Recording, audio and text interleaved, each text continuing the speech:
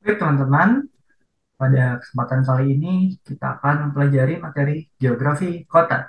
Dan aku, Ahmad Fauzul Mubarok, sebagai tutor geografi Nexter, akan membawa kalian untuk mempelajari urban geografi. Apa itu kota? Jadi secara fisik, kota itu merupakan suatu wilayah dengan wilayah terbangun, ya, atau built up area yang lebih padat dibandingkan dengan area sekitarnya. Nah, apa ini wilayah terbangun? Nah, wilayah terbangun ini bisa berupa industri, pemukiman, dan apapun yang sifatnya itu dibangun oleh manusia, ya, ada bangunan-bangunannya gitu.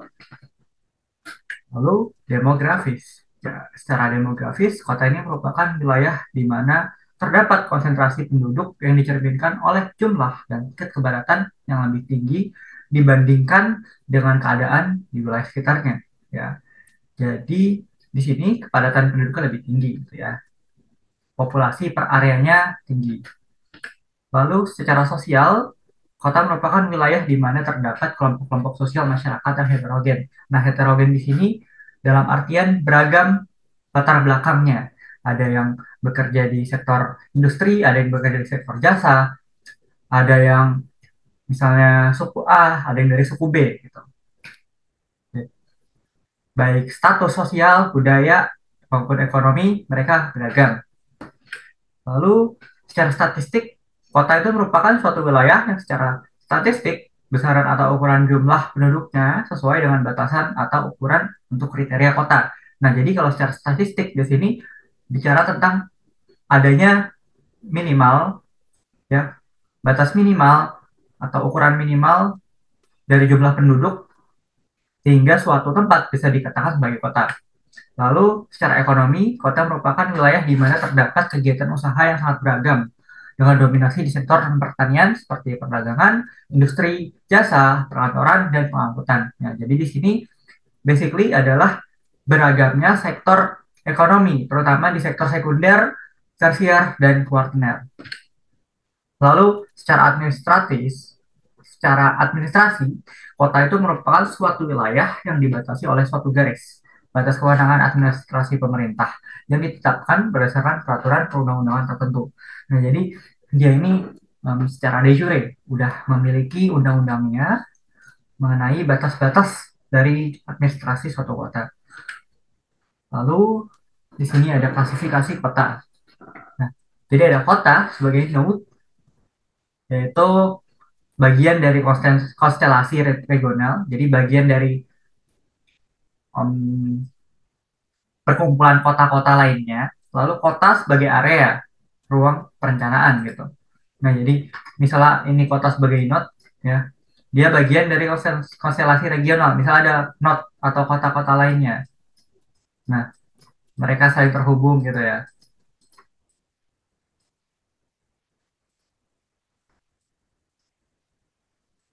Nah, jadi misalnya kota ini, ya ini merupakan bagian dari keseluruhan konstelasi ini, gitu ya. Lalu secara area, nah kota ini merupakan ruang perencanaan, jadi bisa diatur-atur gitu ya. Bagian ini mau dijadiin apa? Lalu berdasarkan jumlah penduduknya, kota dibagi jadi empat. Kota raya atau metropolitan dengan jumlah penduduk di atas 1 juta, kota besar dari 500 hingga 100 ribu, lalu kota sedang 100 ribu hingga 500 ribu. Oke, sorry. Tadi kota besar 500 ribu hingga 1 juta, lalu kota sedang 100 ribu hingga 500 ribu, dan kota kecil di bawah 100 ribu penduduk. Nah, di sini ada klasifikasi kota berdasarkan fungsinya, yaitu ada pusat kegiatan nasional, pusat kegiatan wilayah, dan pusat kegiatan lokal. Dan misalnya kalau nasional tuh kayak Jakarta, lalu wilayah misalnya di Jawa Barat itu Bandung. Nah, lokal misalnya kota-kota besar, ya, kota-kota kecil gitu ya, sorry, kota-kota kecil yang di sekitarnya ada desa-desa. Nah, itu merupakan pusat kegiatan bagi desa-desa tersebut.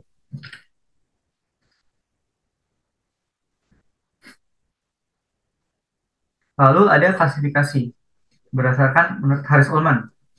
Jadi kota ada central place, ya. Dia itu merupakan tempat sentral yang menyediakan jasa-jasa bagi pemukiman di sekitarnya, lalu transportation cities, ya, kota-kota yang hanya menjadi tempat tinggal bagi suatu masyarakat, ya. Masyarakatnya bekerja misalnya di tempat lain, di kota lain, misalnya kayak transportation cities dari Jakarta itu Bogor tuh. Nah, lalu specialized function cities itu merupakan kota-kota dengan fungsi yang khusus gitu. Misalnya kota tambang yang ada di Freeport gitu. Nah, lalu secara tahapan kota ini dibagi lagi. Ada Eopolis, Polis, Metropolis, Megalopolis, Tiranopolis, dan Nekropolis. Nah, untuk Eopolis, jadi kota di sini masih berupa pemukiman yang sifatnya pedesaan. Lalu ketika desa tersebut agrikultura sudah berkembang dan dia agrikultura dikomersialisasikan, maka dia bersifat polis. Lalu ketika dia berubah sektor menjadi sektor industri, maka jadi metropolis. Dan ketika metropolis ini bergabung, atau kota-kota besar bergabung, dia menjadi megapolis. Nah, lalu jika suatu kota mengalami degradasi secara besar-besaran dan banyaknya tindakan kriminal, dia menjadi tiranopolis. Dan ketika kota tersebut sudah ditinggalkan oleh banyak penduduknya, dia menjadi nekropolis. Contoh, salah satunya nekropolis adalah Detroit, yang pasca Perang Dunia II, ya, akibat otomasi besar-besaran pada industri, penduduk dari kota Detroit yang mayoritasnya bekerja di sektor otomotif itu berkurang. Lalu ada elemen kota, ya, menurut Dex Doxiadis itu terbagi menjadi alam, nature, ya, dari taman-taman, lalu individu manusianya, ya, anthropos, masyarakat atau society, ruang kehidupan, shells dan jaringan atau network. Lalu untuk Patrick Keats, ini ada place, work, and folk. Ya. Place itu tempat manusia ini beraktivitas, work ini tempat manusia bekerja, folk manusianya itu sendiri atau masyarakat. Lalu Kevin Lynch, menurut Kevin Lynch di sini ya di gambar yang putih, kota dibagi jadi 5: path, node, edge, district, and landmark. Gitu. Path ini merupakan jalan. Ya, misalnya kalau di sini ini jalan. Path, ini pathnya. Lalu node ini persimpangan dari banyaknya path gitu. Nah ini node, ya, ini ada persimpangan. Terus edge itu batas-batas dari suatu area. Lalu district, nah district itu sama aja kayak area, ya, yang suatu area yang memiliki keseragaman gitu. Dengan batasnya itu sebagai edge. Lalu ada landmark yaitu titik atau suatu titik utama gitu dari suatu kota, ya, yang menjadi um, landmark atau titik tonjol dari area tersebut.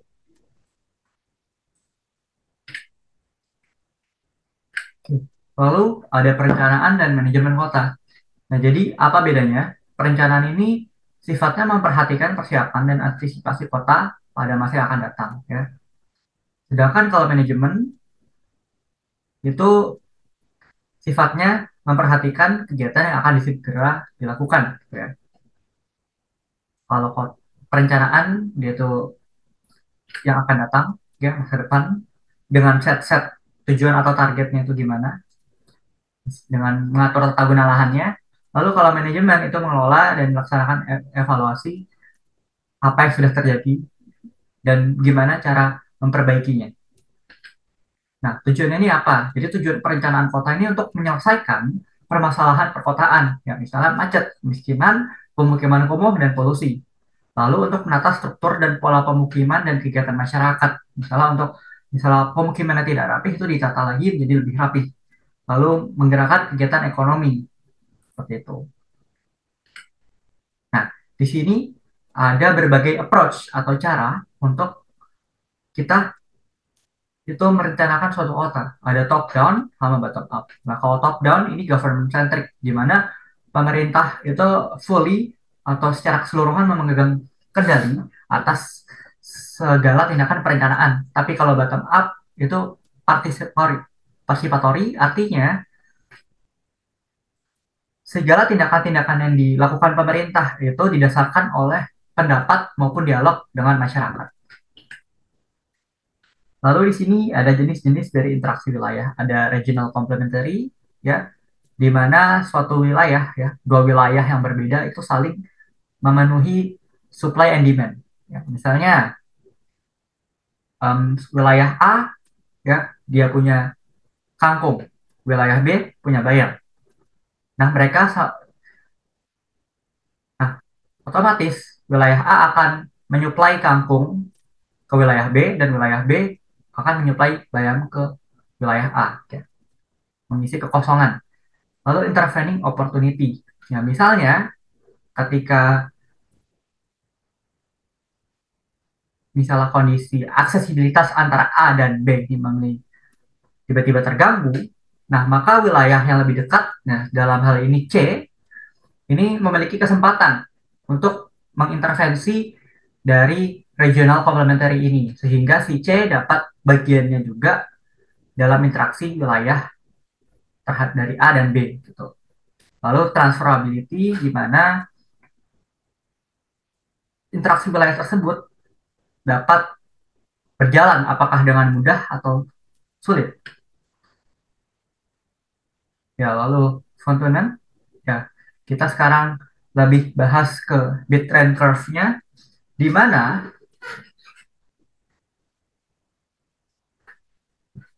kalau kita lihat ini ada Central Business District atau CBD, dan grafiknya yang vertikal itu harga sewa per meter. Di sini kita lihat retail, ya, menunjukkan harga sewa paling mahal, lalu manufacturing kedua, baru residential seperti itu. Nah, karena kalau kita bikin manufaktur atau residential itu tidak untung di wilayah yang dekat CBD, maka retail lah yang teruntungkan gitu jika dia dibangun di wilayah CBD. Terus manufaktur, ya, kedua baru residential, ya, lebih jauh lagi dari central business district. Lalu ada teori industri Weber yang udah pernah aku jelasin di materi geografi ekonomi dan globalisasi, ya. Nah, mungkin um, salah satunya adalah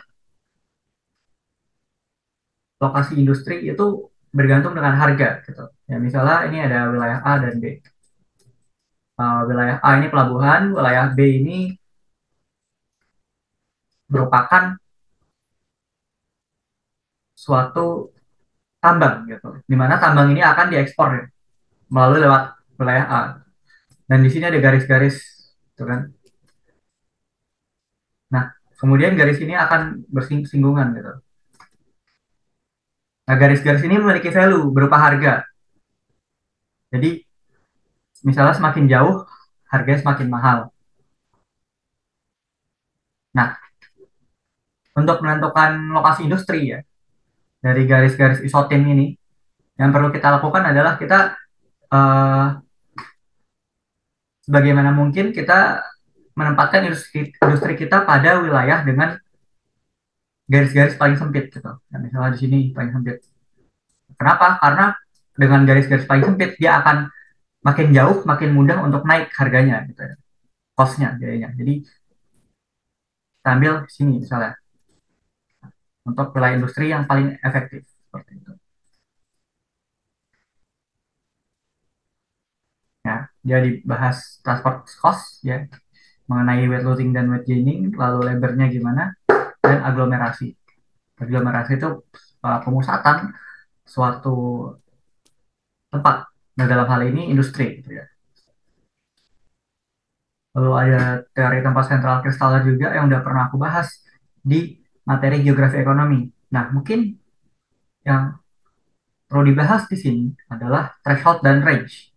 Nah, jadi threshold itu merupakan pasar minimal yang dibutuhkan untuk menyediakan suatu kebutuhan atau jasa. Nah, pasar yang dimaksud adalah orang yang membutuhkan gitu. Jadi demand, permintaan minimal yang dibutuhkan untuk menyediakan suatu kebutuhan atau jasa seperti itu. Karena kalau di bawah threshold, tempat tersebut akan tidak menguntungkan bagi pemilik bisnisnya seperti itu.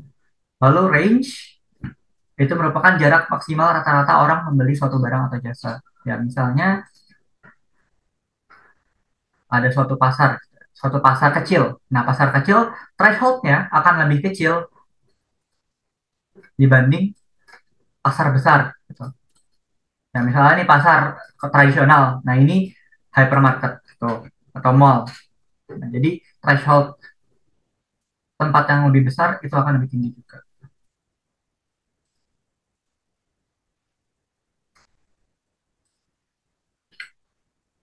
Lalu kita bahas teori perkotaan, terutama struktur kota. Nah, di sini struktur kota ini ada beberapa ya. Ada burges. Nah, burges ini strukturnya konsentrik,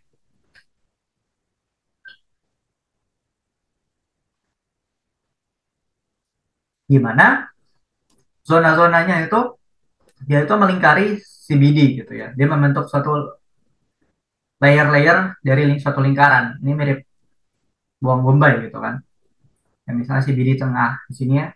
Lalu ada zone of transition ya, biasanya ada industri-industrinya juga di sini di nomor dua. Lalu tiga, uh, workers home, dia biasanya middle, lower income. Lalu yang keempat biasanya middle income, dan lima yang high income gitu ya. Jadi makin luar income-nya makin tinggi gitu. Dan densitasnya makin rendah dan lot lahannya juga makin besar, makin luas. Lalu di sini Homerhoid, dia sektoral. Dia tidak mirip bawang, dia lebih mirip ke suatu diagram, gitu ya. Pie chart, ya. Dengan central business districtnya di tengah, lalu um, wilayah-wilayah lainnya itu membentuk suatu sektor-sektor, gitu ya.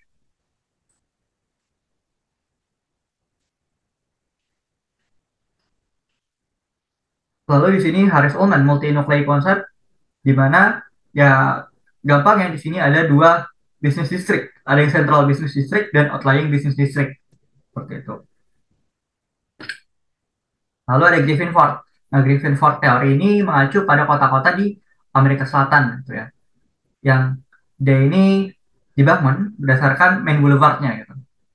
Di mana main boulevard ini ada daerah yang historical, lalu daerah CBD-nya, terus pasar ya, lalu di sela-sela boulevard, di sampingnya boulevard biasanya ada elite residential sector gitu ya. Baru kadang ada zone of maturity gitu ya, rumah-rumah yang tua, lalu institute accretion, baru seperti um, squatter settlement-nya atau pemukiman-pemukiman ilegal ini, dia itu dibuat di tepi-tepi dari kota tersebut. Ya. Lalu ada Central Business District. Nah, Central Business District ini merupakan ya wilayah pusat kegiatan dari suatu kota, di mana bangunan-bangunannya itu tinggi-tinggi, ya vertical zoning. Jadi bisa aja perumahan atau kantor di atas, lalu toko dan jasa itu terletak di bawah dari bangunan tersebut. Dengan populasi residensial yang sedikit ya, karena harga lahannya mahal. Lalu dia biasanya ramah pejalan kaki. Kalau kita lihat di Indonesia, seperti di Sudirman, itu sangat-sangat pedestrian friendly gitu. Dan tidak ada manufaktur berat. Mungkin kalau ada pun cuma warehouse. Lalu konsentrasi retail dan perkantoran, baik itu general ya, seperti department store, maupun specialized, misalnya toko musik, toko pancing gitu. Lalu ada bangunan bertingkat ya, vertical zoning, dan penggunaan kendaraan biasanya dibatasi. Ya, misalnya ada jalan-jalan yang hanya khusus untuk pedestrian aja gitu. Nah, dengan catatan biasanya di CBD public transportnya akan lebih bagus dibanding wilayah lainnya. Nah, kecuali di Amerika, gitu. Karena Amerika merupakan negara yang car centric.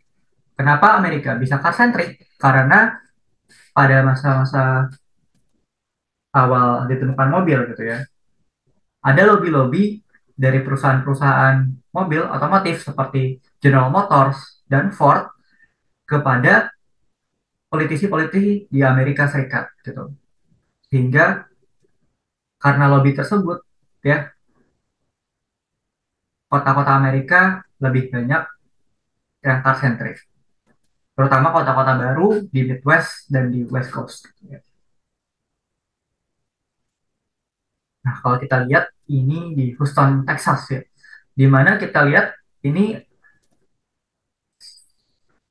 bentuk kotanya itu grid system, di mana dia bentuk jalannya itu full kotak-kotak semua, ya, tidak lengkung-lengkung, dan bikin suatu blok gitu ya. Nah, kalau kita lihat di tengah-tengah bloknya itu kebanyakan isinya merupakan parkir, tempat parkir ya. Ada satu, dua, tiga. Ada yang parkir ground parking, ada yang elevated parking, ya gitu ya. Dan nggak lupa ya di sekitarnya ada tol. Nah, lalu ini ada Central Business District di Prancis, di Paris ya. Ini bukan sentral, dia lebih ke outlying karena dia tempatnya tidak persis di tengah-tengah Paris. Dia itu di sisi barat ya, atau di barat lautnya dari kota Paris.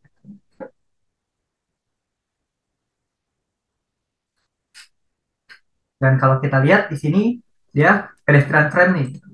Yang misalnya jalan sini dikhususkan untuk pedestrian gitu ya, tidak untuk mobil. Ya, mobil mungkin bisa lewat luar. Ini nama tempatnya merupakan Lady Fans. Lalu ini ada Shibuya ya di Tokyo, Jepang. Ya, merupakan salah satu city di Asia. Nah, jadi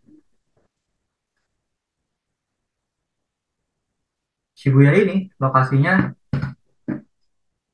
sangat-sangat strategis dengan di sini ada jalur kereta api ya. Kita lihat dari citra satelitnya. Ini merupakan jalur kereta api.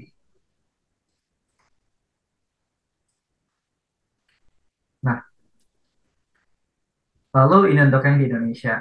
Ini di Sudirman dengan PBD yang dikelilingi oleh em, perumahan-perumahan high class gitu ya. Lalu juga nyampur lagi ya, misalnya ini yang mid class. Lalu ini main avenue-nya ya, main avenue dari Monas hingga ke Sudirman ini. Ya, kalau kita lihat ini lebih mirip ke Griffin Park ya. Oke. Lalu ada residential. Residential ini merupakan pemukiman-pemukiman atau tempat ya, suatu konsentrasi daerah di mana terdapat konsentrasi pemukiman penduduk.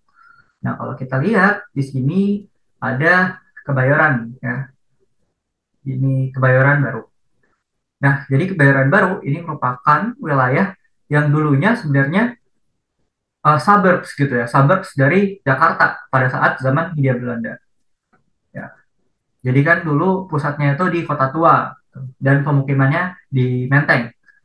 Sedangkan Kebayoran Baru ini merupakan suburbs ya, kayak seperti kota satelit ya untuk orang-orang tinggal.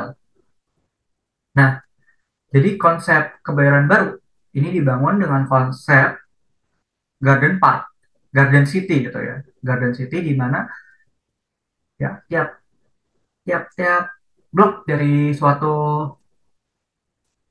perumahan biasanya ditemukan taman-taman gitu ya untuk menunjang aktivitas-aktivitas dari um, penduduk di pemukiman tersebut.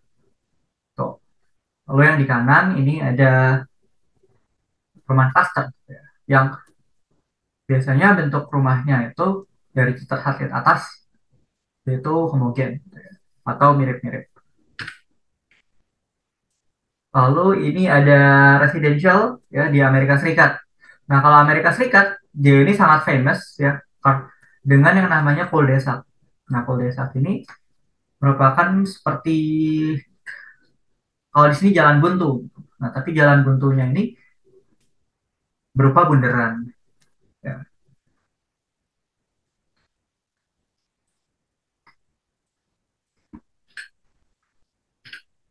Nah, lalu retail. Gitu ya. Untuk retail, um, jadi retail ini merupakan suatu daerah ya yang menyediakan jasa-jasa atau menjual produk-produk gitu ya, yang sifatnya komersil. Misalnya mall-mall ataupun pusat perbelanjaan yang misalnya di Melawai, ya di Blok M. Nah, itu termasuk ke dalam daerah retail gitu.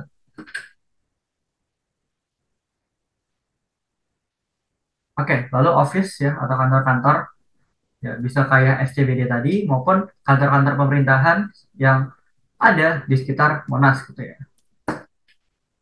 Pokoknya dia berfungsi, si office ini berfungsi untuk menjalankan ya service-service atau jasa-jasa baik itu untuk publik maupun private. Lalu public facilities ya. Jadi public facilities ini merupakan fasilitas yang dibuat ya dikonstruksi untuk kepentingan publik seperti taman, transportasi umum, perpustakaan, museum dan stadion. Nah, ini contohnya transportasi umum yang di kanan ada stasiun Manggarai di Jakarta dan di kiri itu proses hub Duku Atas ya, di mana banyak moda transportasi yang bergabung di sini. Ada busway, MRT, kereta bandara, KRL, dan LRT. Lalu di sini ada bandara ya di Jepang, bandara Kansai International Airport ya untuk Osaka dia itu merupakan bandara yang dibangun di atas pulau buatan. Lalu di kanan ini ada Tokyo Station gitu ya, station di Tokyo yang di atasnya itu ada landmark. Dan di sini adalah Chicago Midway International Airport. Nah, kalau kita lihat di sini tuh sekitarnya tuh rumah penduduk semua gitu ya, pemukiman di sekitar bandaranya. Kenapa bisa terjadi seperti itu? Karena dulu ketika dibangun bandara itu belum ada pemukiman gitu. Pemukimannya belum seluas ini gitu. Belum sampai sini. Pemukimannya masih dekat-dekat sama kota, sama tengah kota. Nah, seiring berjalannya waktu, pemukiman ini dibangun kemudian mengitari si airport ini gitu ya. Nah, ini juga mirip kasusnya kayak bandara Kemayoran.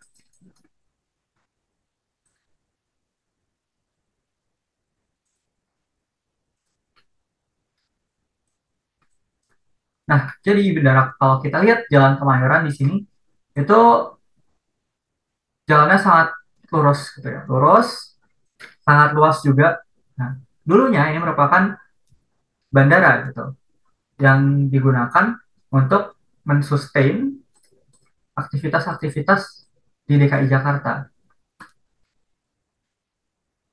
Karena dulu pusat kotanya di sini. Nah, maka dari situ dibangun bandara di sini gitu ya.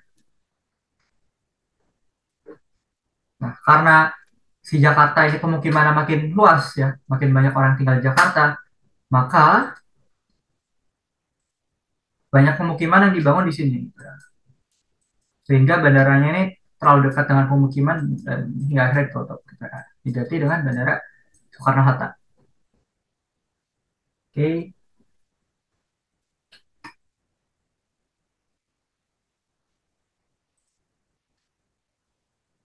lalu ini stadion atau sport kompleks ya. Di sini ada JIS dan Gelora Bung Karno. Lalu ada konsep namanya Smart City. Gitu. Nah, Smart City adalah konsep pengintegrasian teknologi kepada kehidupan sehari-hari di kota. Gitu. Misalnya di sini ada aplikasi yang menghubungkan data-data mengenai bikes gitu atau sepeda. Jadi misalnya banyak rental-rental sepeda yang membuka jasa rentalnya itu melalui internet gitu. Lalu misalnya di sini ada smart CCTV gitu ya kayak di kota-kota di Tiongkok. Lalu ada traffic monitoring juga ya misalnya di jalan ada kamera-kamera ya untuk surveillance. misalnya untuk tilang, e-tilang gitu ya. Lalu di sini ada energi manajemen juga ya, water management dan lain-lain. Nah, kalau Eco City ini lebih gimana suatu kota ini tuh coba mengurangi jejak emisi karbonnya gitu. Kalau ini kan integrasi teknologi. Kalau ini tujuannya untuk mengurangi emisi karbon. Misalnya dengan kota tersebut menerapkan green infrastructure, di mana bangunan-bangunannya itu biasanya dibuat kayak seperti kebun. Nah, misalnya di balkonnya itu ditanam tumbuhan-tumbuhan. Gitu. Misalnya green rose, ya green wall seperti ini. Lalu penanaman pohon di sekitar jalan, ya tree line street. Gitu. Lalu pembatasan batas kota menggunakan green belt. Gitu ya. Green belt itu merupakan ini ya, batas kota gitu ya. Yang batas kotanya itu merupakan hutan biasanya, hutan atau taman. Ya, misalnya contoh green belt ya.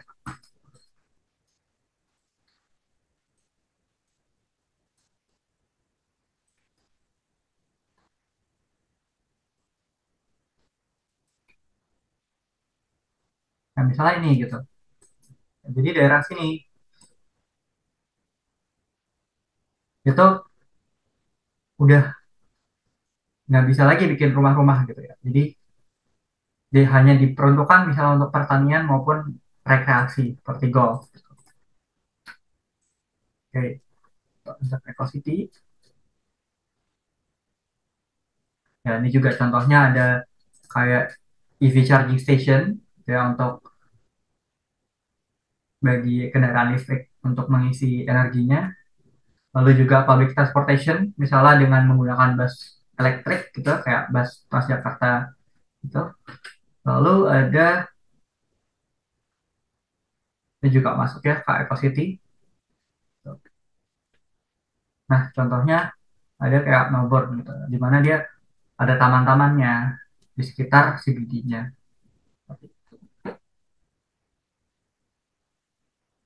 Lalu juga di Singapura ya, dan di nah contoh Greenbelt gitu. Ini contoh Greenbelt di kota Adelaide di Southern Australia. Jadi di sini ini ya CBD-nya gitu, ada town hall-nya di sini, pusat administrasi. Lalu di sekitar pusat tersebut itu dibangun taman-taman seperti ini.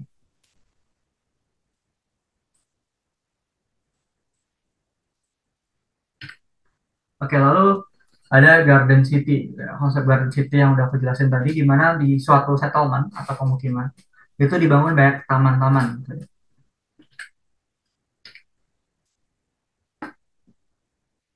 Biasanya pemukimannya juga bentuknya bulat-bulat. Lalu ada Compact City, ya di mana suatu kota itu jarak antar tempatnya itu diperkecil gitu.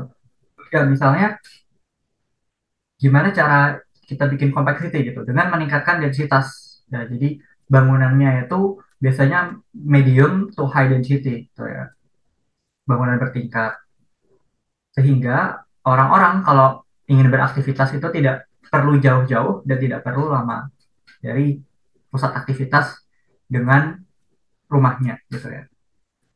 Nah, ini mirip-mirip konsepnya dengan 10 minute city. Lalu ada transit oriented development. Nah, jadi transit oriented development ini merupakan pembangunan kota yang ya ini berdasarkan prinsip dari kemudahan akses terhadap transportasi publik ya. Contohnya ini biasanya ditandai dengan pedestrian friendly gitu. Banyaknya dibangun trotoar, lalu dibangunnya mixed use ya atau campuran.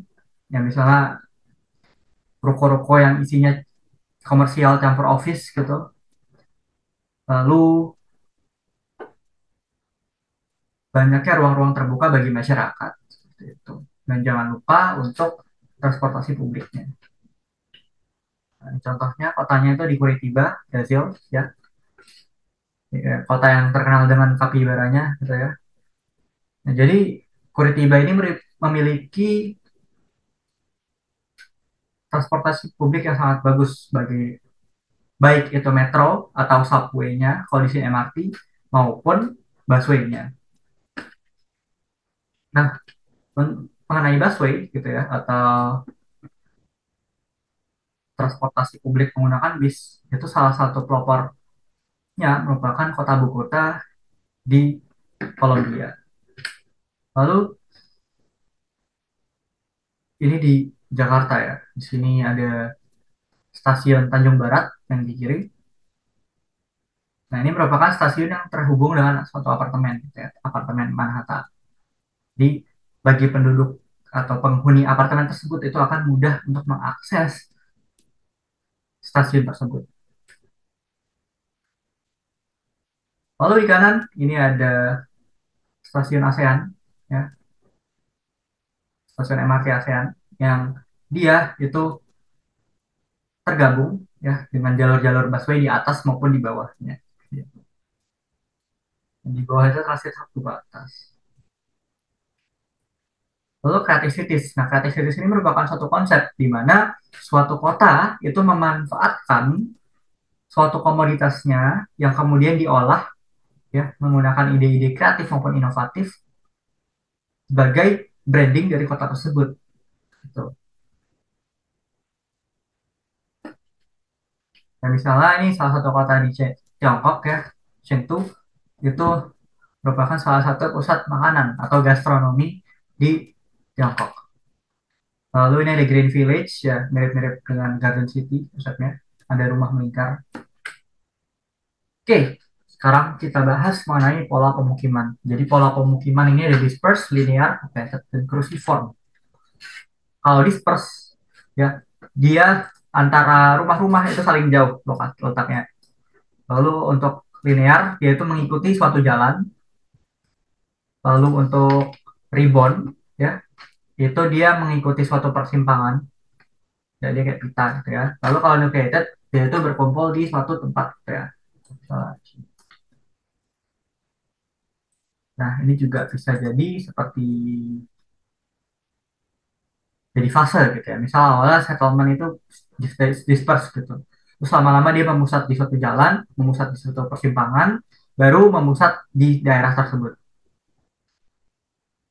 Lalu ini ada yang circular gitu ya. Biasanya ini settlement-settlement kecil ya, yang melingkar di desa-desa di Afrika.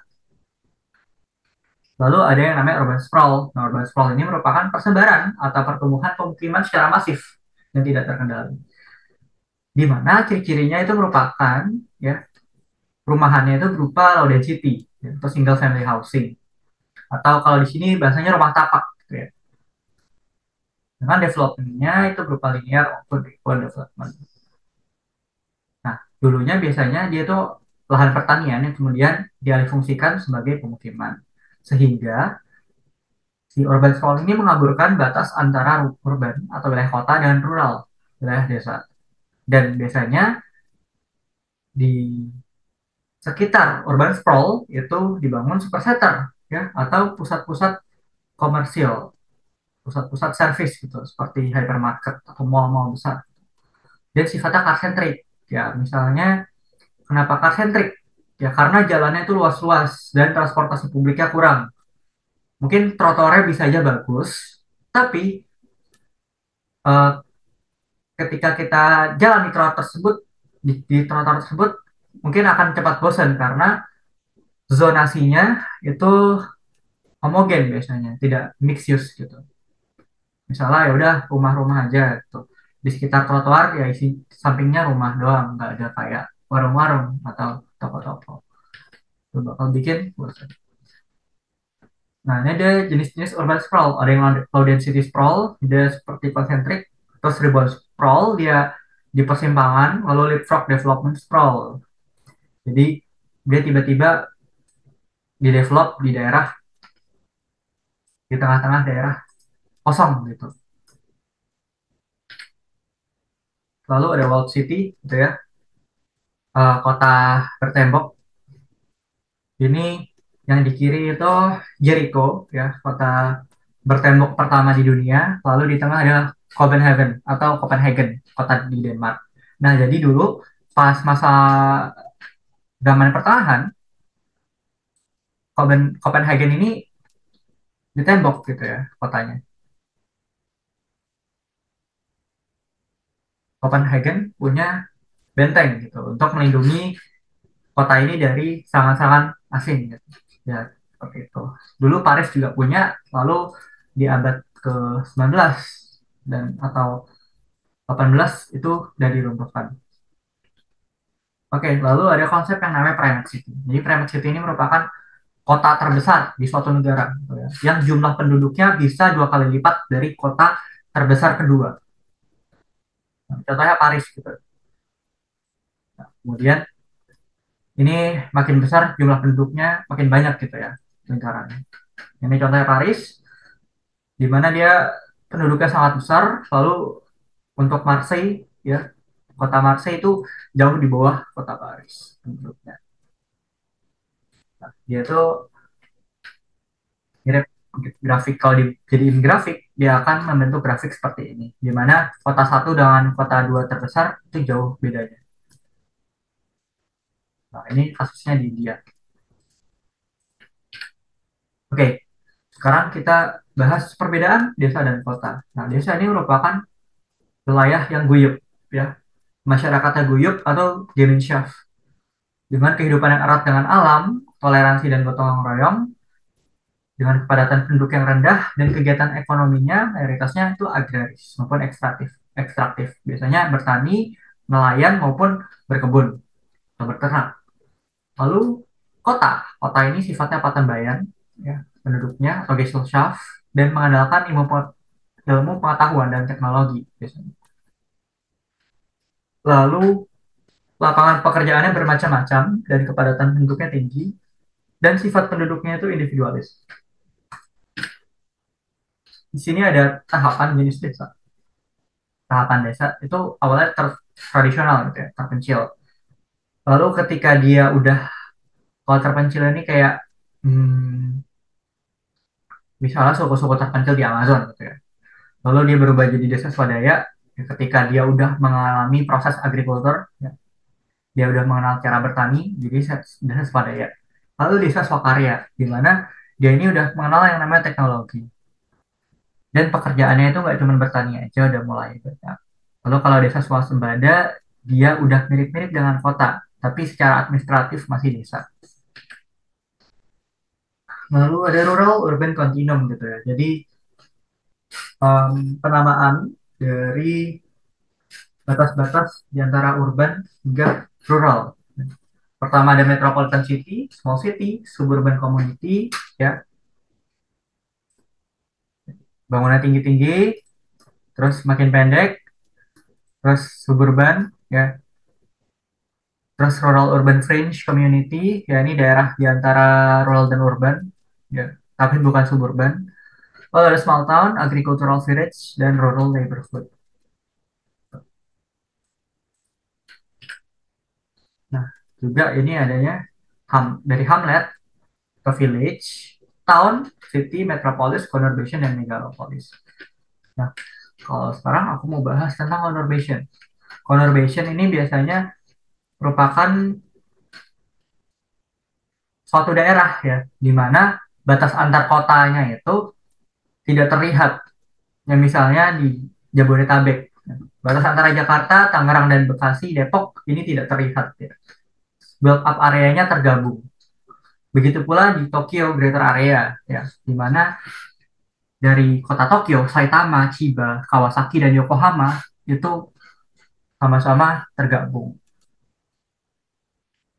Lalu ada megalopolis. Nah, kalau megalopolis ini masih ada batas-batasnya, tapi merupakan daerah yang di mana terdapat kota besar, gitu ya.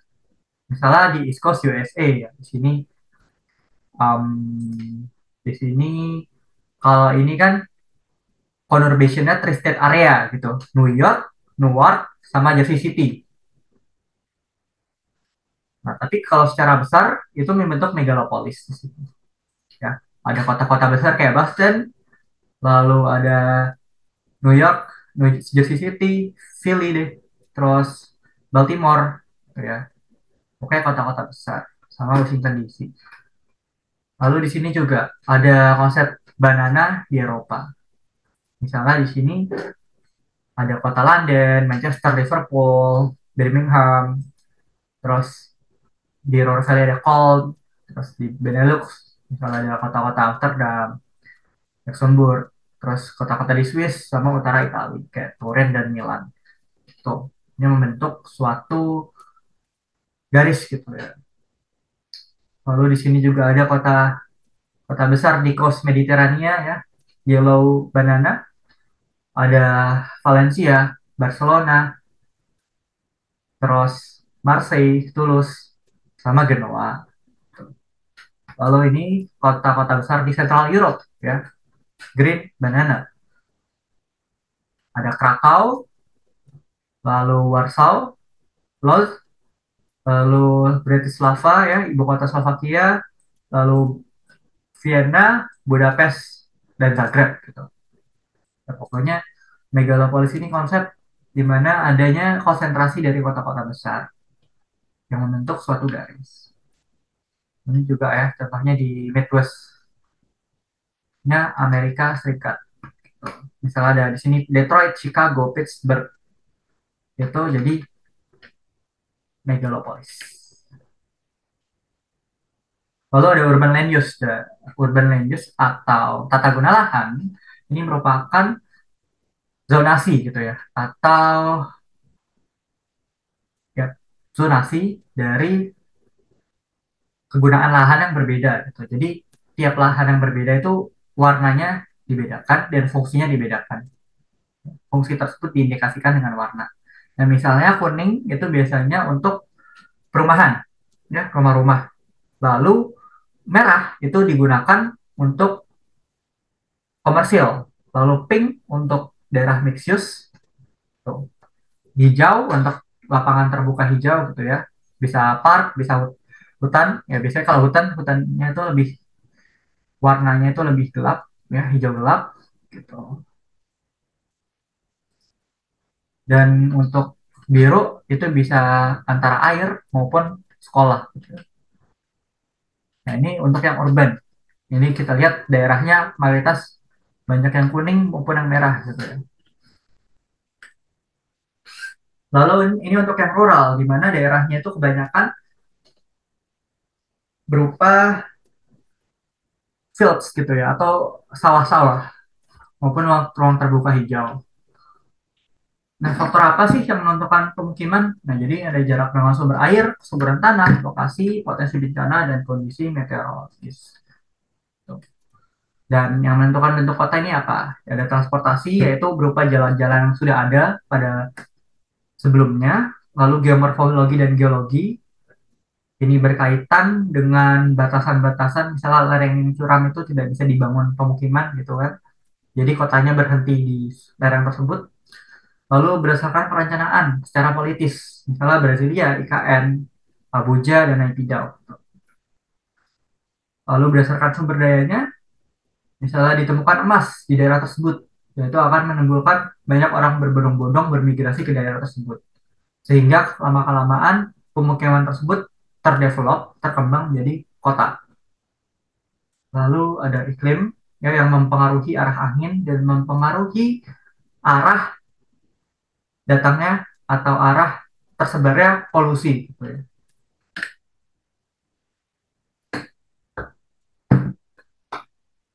Lalu urbanisasi. Urbanisasi itu apa? Jadi urbanisasi ini merupakan proses perpindahan penduduk dari desa ke kota ya, atau yang tadi pekerjaannya di pertanian, pekerjaan industri di kota.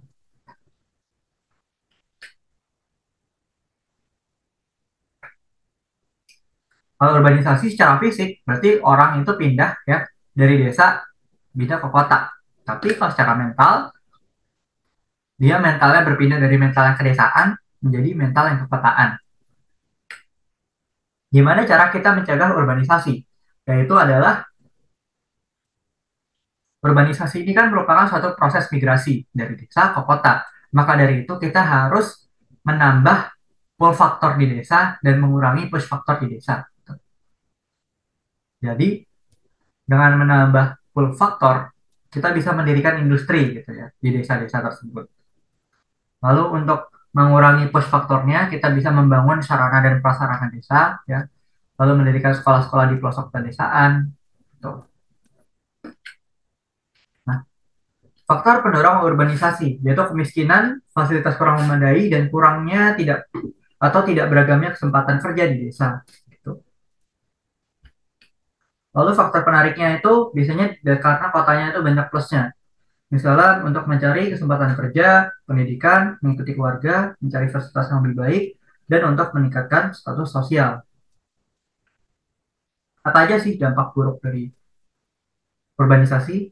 Oke, misalnya suatu keluarga ingin pindah dari desa ke kota, tapi dia tidak mempunyai modal yang cukup. Maka dari situ, karena modal tidak cukup, dia itu tidak cukup untuk membayar misalnya kos ataupun kontrak. Ya, dia maka memiliki kecenderungan untuk mendirikan pemukiman kumuh gitu ya, yang ilegal. Nah, karena kemiskinan ini itu bisa menimbulkan yang namanya kriminalitas. Tuh, lalu polusi kayak misalnya buang sampah di sungai, lalu pemukiman yang menjadi lebih terbatas, daerah yang harusnya daerah hijau menjadi pemukiman-pemukiman kumuh, lalu timbulnya pengangguran, pekerjaan informal seperti pengamen, terus uh, orang-orang silver gitu ya. Lalu karena makin banyak orang, makin banyak yang pakai kendaraan, itu bisa makin macet, terus makin banyak lahan yang dipakai, maka harga rumah makin mahal karena lahannya makin sempit. Oke, lalu ada tipe-tipe urbanisasi. Ini ada urban extension, ya. Urban extension atau perluasan wilayah urban ini ada tiga. Ya. Ada expansion, yaitu perluasan secara fisik, kota tersebut build up areanya bertambah. Lalu annexation, peleburan kota-kota menjadi satu. Ya, misalnya kota-kota awalnya itu ada batas-batasannya gitu, kayak ada batas daerah desanya. Lama-kelamaan daerah desa tersebut hilang dan kota tersebut menjadi satu sebagai satu conurbation. Itu annexation. Kalau reclassification itu secara administratif, itu ada yang berubah gitu ya. Nah, ini ada siklus urbanisasi. Pertama urbanisasi, ya orang-orang pindah ke kota. Terus urbanisasi orang-orang berpindah mendirikan rumah-rumahnya itu di sekitar kota, lalu counter urbanisasi ketika orang-orang kota itu berpindah ke daerah luarnya, lalu urbanisasi ketika orang-orang luar kembali lagi berpindah ke kota. Nah, di sini ada jenis-jenis wilayah gitu ya. Ada wilayah formal yang merupakan wilayah berdasarkan kejenisan bentuknya. Biasanya wilayahnya berupa alam gitu. Lalu fungsional wilayah berdasarkan fungsi dan keterkaitan dengan wilayah lainnya. Misalnya daerah-daerah industri pokoknya punya fungsi gitu. Vernakuler itu merupakan wilayah dengan penamaan dari opini yang terbentuk di masyarakat. Misalnya Bogor, kota hujan. Dan di sini cities are production core and growth wall gitu. Jadi kota ini berfungsi sebagai tempat aktivitas dan tempat pertumbuhan. Lalu village atau desa-desa di sekitarnya, pemukiman di sekitarnya itu berfungsi untuk menyuplai tenaga kerja ke kota. Hinterland itu apa? Hinterland itu merupakan zona transisi antar kota ya yang berfungsi sebagai suplai tenaga kerja ke kota. Jadi menyediakan penduduk. Lalu agropolitan merupakan pengembangan komunitas pedesaan ya dengan komoditas lokal. Jadi suatu desa dia itu punya komoditas utama yang dapat ditawarkan ke pasar nasional. Lalu ada transit cities. Nah, jadi ini suatu etimologi di mana daytime dan nighttime population dari suatu kota itu berbeda. Misalnya pada siang hari secara ini ya, secara realita gitu. Secara realita daytime population di Kota Bogor itu sedikit karena lebih banyak di Jakarta. Lalu pada night time-nya populasi Jakarta itu berkurang, tapi Bogor bertambah. Ya, itu karena banyaknya orang-orang Bogor yang bekerja ke Jakarta. Lalu global cities merupakan kota-kota yang memiliki pengaruh hingga tingkat ke dunia gitu ya, dengan klasifikasi dari alpha hingga beta. Soalnya ini ada London, New York, Tokyo, Singapura, Paris. Lalu kita lanjut ke permasalahan kota. Jadi permasalahan kota ini ada banyak ya. Contohnya, traffic jam, kemacetan. Kemacetan diakibatkan apa sih? Jadi kemacetan diakibatkan oleh ketidakteraturannya kondisi lalu lintas di suatu tempat dan ketika kondisi di mana terjadi volume yang berlebihan pada volume kendaraan yang berlebihan pada suatu ruas jalan gitu ya. Jadi kendaraannya terlalu banyak di jalan tersebut ataupun karena ketidakteraturan, ya misalnya banyak yang lawan arah ataupun banyak yang nyebrang sembarangan atau berhenti parkir sembarangan itu juga bisa menimbulkan kemacetan ya. Jadi laju kendaraan tersendat gitu ya. Lalu ada polusi gitu ya. Polusi ini bisa polusi suara gitu ya. Misalnya rumah di sekitar rel kereta api gitu ya atau bandara, lalu polusi udara karena misalnya baik itu kota yang berdekatan dengan industri maupun banyaknya mobil-mobil yang beraktivitas gitu ya. Lalu ada polusi air, yang misalnya pencemaran, misalnya buang sampah di sungai. Gitu ya. Lalu ada urban heat island. Nah, urban heat island ini merupakan kondisi di mana temperatur kota, temperatur suatu kota ini lebih tinggi dibanding daerah sekitarnya, terutama daerah rural. Kenapa? Ya karena di kota itu bangunannya itu sempit-sempit kan, dengan ruang terbuka hijau yang terbatas. Maka dari itu, karena bangunannya sempit, cahaya matahari, ya, panas matahari ini saling memantul, gitu ya, memantul-memantul dan tidak terserap sehingga menimbulkan area yang panas pada suatu kota, misalnya di daerah sini.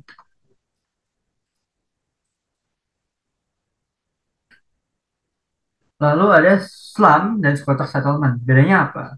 Kalau slum itu merupakan wilayah atau pemukiman yang kumuh gitu. Sedangkan kalau squatter itu merupakan pemukiman yang ilegal. Bisa aja orang bangun rumah ilegal, tapi rumahnya tidak kumuh. Ya, bisa aja. Tapi kebanyakan squatter settlement itu dibangun secara kumuh gitu. Bangunnya semi permanen. Misalnya menggunakan asbes atau triplek gitu ya. Nah, biasanya squatter settlement ini dibangun di mana sih? Biasanya squatter settlement itu dibangun di daerah-daerah transisi gitu. Daerah-daerah kosong yang memang tidak digunakan untuk pembangunan apapun karena daerah tersebut berbahaya. Contohnya pinggir sungai, pinggiran rel kereta api, di bawah pylon listrik, ya, di bawah gardu listrik sini ya. Lalu di sekitar di mulut misalnya kayak aliran air gitu ya, maupun di lereng-lereng. Tuh. Nah, lalu untuk slum ini dampaknya itu apa? Gitu. Slum ini kan pemukiman kumuh, otomatis lingkungannya itu kotor. Nah, karena lingkungannya kotor, ini akan menimbulkan pencemaran mau atau polusi maupun permasalahan kesehatan bagi masyarakat yang tinggal di situ. Nah, otomatis anak-anak yang tinggal di situ, tinggal dan lahir di situ, dia itu pertumbuhannya dapat terganggu ya karena kondisi kesehatan yang buruk dan kondisi untuk belajar yang buruk. Nah, ini juga dapat meninflik atau berpengaruh ke ekonomi kota pada kemudian hari. Nah, ini contoh squatter settlement. Kalau yang di kiri itu Kibera yang ada di Kenya, ya, dia squatter settlementnya itu identik dengan warna coklat. Lalu yang kanan ini ada Dharavi di Mumbai, India, dengan banyaknya terpal-terpal berwarna biru di rumah-rumah. Lalu di bawah ada favelas di Brazil, rumah-rumah settlement, pemukiman yang dibangun di lereng-lereng, terutama di Rio de Janeiro. Lalu ada gentrification. Nah, gentrification ini merupakan suatu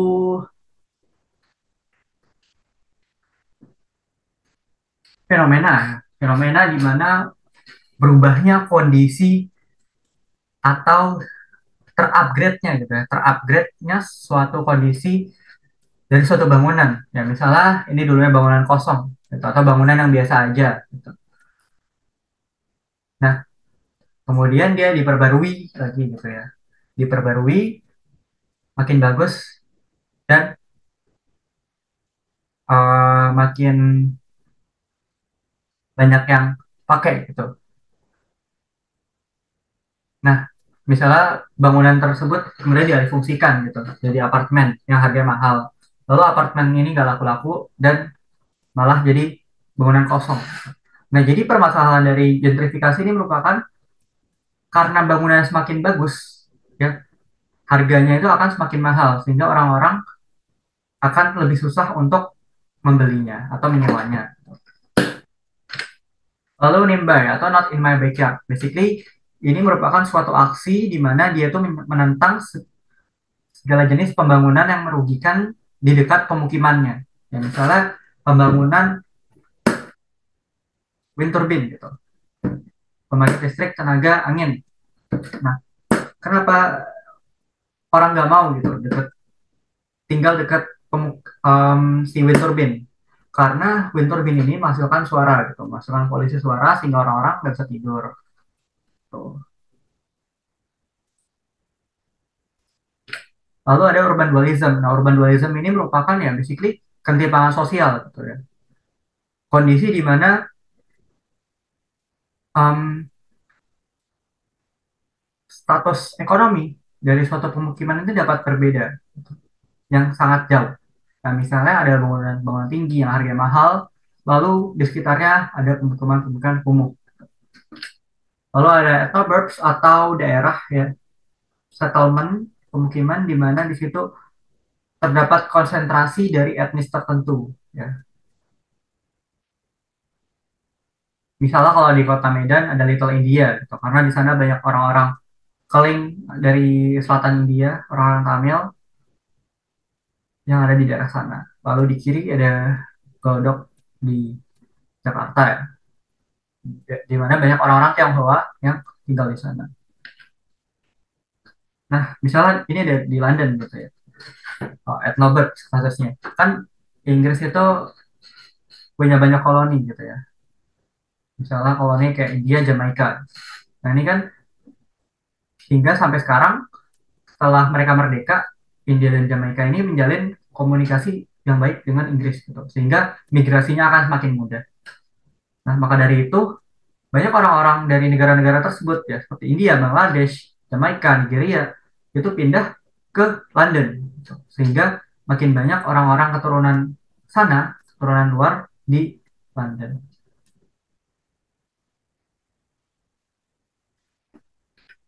Lalu ada brownfields. Nah, brownfields ini merupakan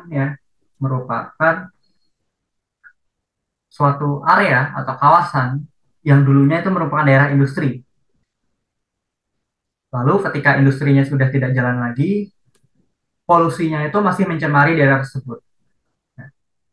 Sehingga daerah tersebut itu sulit untuk dibangun atau didevelop menjadi suatu pemukiman ataupun daerah lainnya. Gitu.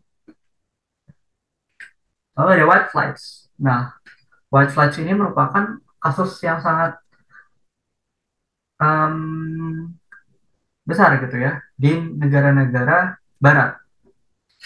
Di sini white flights ini merupakan kasus di mana orang-orang kulit putih itu meninggalkan suatu kota dan disusul dengan datangnya pendatang-pendatang berupa orang-orang kulit lainnya, misalnya kulit hitam maupun Hispanic, terutama di Amerika Serikat. Gitu ya.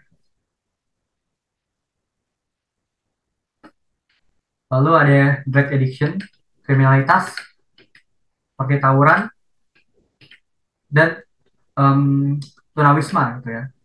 Kenapa orang bisa homeless? Oke, pertama mungkin dia punya masalah di rumah. Masalah di rumahnya bisa karena dia narkoba maupun kriminal gitu ya. Lalu karena harga sewa rumah itu mahal, ya. Orang itu susah untuk punya atau menyewa rumah tuh. Karena income-nya terbatas juga tuh. Nah, gimana cara kita mengurangi homelessness itu? Adalah dengan em, menyediakan ya apartemen atau rusun-rusun dengan harga sewa yang murah tuh bagi kalangan bawah. Oke. Jadi itu saja untuk mengenai materi geografi kota.